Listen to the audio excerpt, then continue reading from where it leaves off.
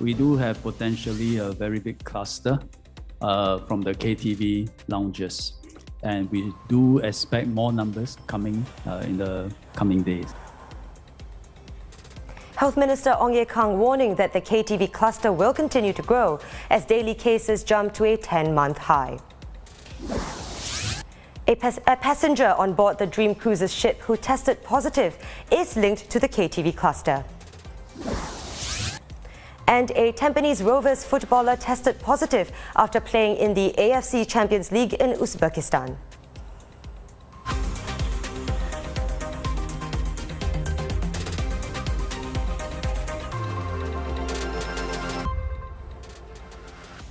This is the Straits Times Newsnight. Good evening, I'm Chao Suen. And this news just in, the police have arrested 20 women for suspected involvement in vice-related activities at 3 pivoted KTV lounges currently operating as F&B outlets. The women are aged between 20 and 34 and are of Korean, Malaysian, Thai and Vietnamese nationalities. They will be investigated under the Women's Charter, the Immigration Act and the Employment of Foreign Manpower Act. The KTV operators are also being investigated for breach of safe management measures, as they had allegedly provided hostessing services at their premises. Now, Health Minister Ong Ye Kung is urging anyone who visited KTV lounges or interacted with hostesses in the last 2 weeks to come forward and get tested. For these individuals, the process is confidential and their privacy is protected. The COVID-19 cluster linked to KTV lounges has been growing by the day, 4 on Monday, 8 on Tuesday, and 41 new cases today, bringing the total to 53. Calling it troubling and disappointing, Mr. Ong says that more cases are expected to be confirmed in the coming days, with testing and contact tracing continuing. We knew about cases like that happening in Korea, in Hong Kong, nightlife, people coming very close together, some with hostesses, and leading to big clusters. So we have never allowed such activities for past more than 1 year. And so any outlets providing hostess services, dice games, and all this very close contact, we have never allowed it, knowing and learning from the experiences of places like Hong Kong and Korea. So for this to now happen has been troubling and disappointing. We now know more about the KTV cluster's index case, the first person in the cluster known to have been infected. She is a Vietnamese national on a short-term visit pass who had visited many KTV outlets and nightclubs. On Sunday, she had gone to a doctor with symptoms of an acute respiratory infection, was tested and found to be positive. And since then, other confirmed cases have emerged from among her close contacts, including individuals living in the same household. And now this emerging KTV cluster has gone beyond our shores. One of the cases identified is a 40-year-old passenger who was on board a Dream Cruises ship. He was initially identified as a close contact of a positive case. The ship was forced to turn back to Singapore early this morning after the passenger tested positive for COVID-19 while he was on board. He had earlier tested negative during the pre-departure ART test on Sunday.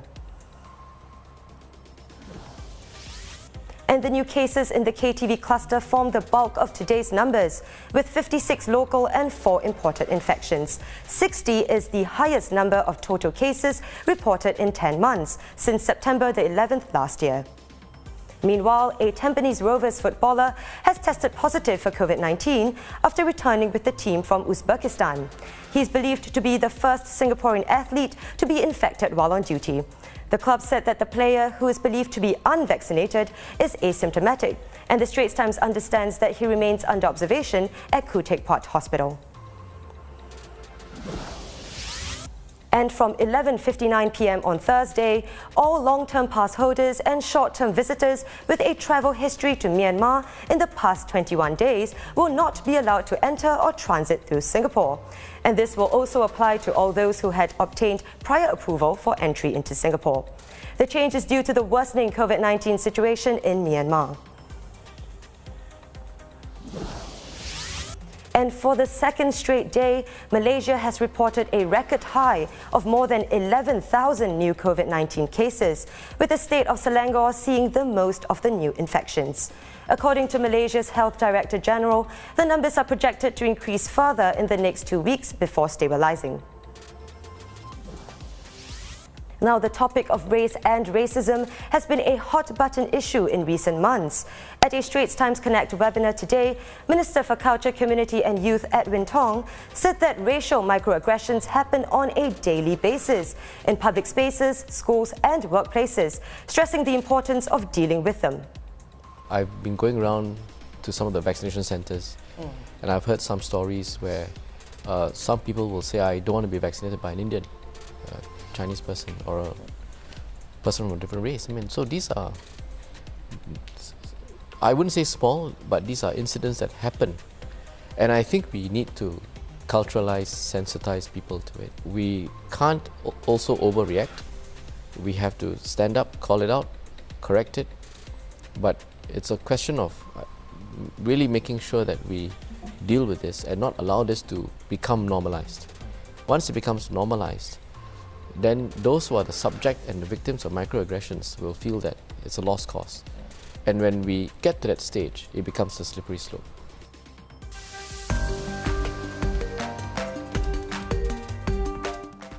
Now let's take a look at what's been trending on social media today. Former MediaCorp artist Shane Powell has been sentenced to 5 weeks jail after he pleaded guilty to a drink driving charge.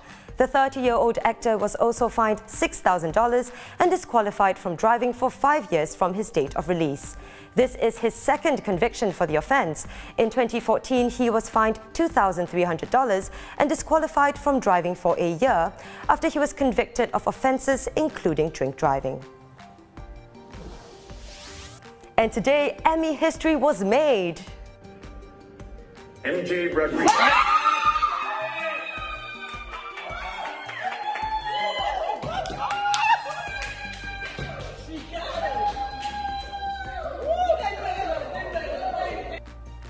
MJ Rodriguez is the first trans woman to be nominated in the Outstanding Lead Actress category. The 30-year-old has been nominated for her portrayal of house mother Blanca Rodriguez on FX's ballroom culture period drama Pose. Overwhelmed, thankful, lost for words.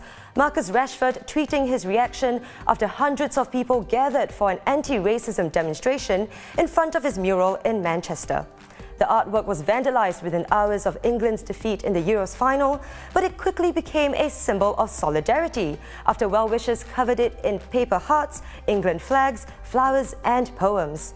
Many also left messages of support for Rashford and his teammates, Bukayo Saka and Jadon Sancho, who were subjected to racist abuse online after missing penalties in the match.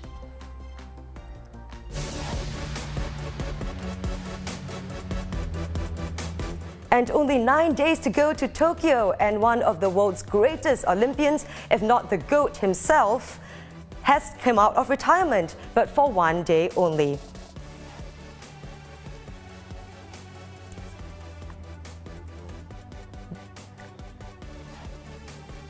There he is, Usain Bolt, looking very relaxed, running an 800-meter race for a campaign in Jamaica.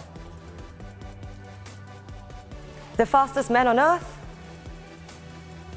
said afterwards that he loves a challenge and did a lot of cardio in preparation for this 800-meter run.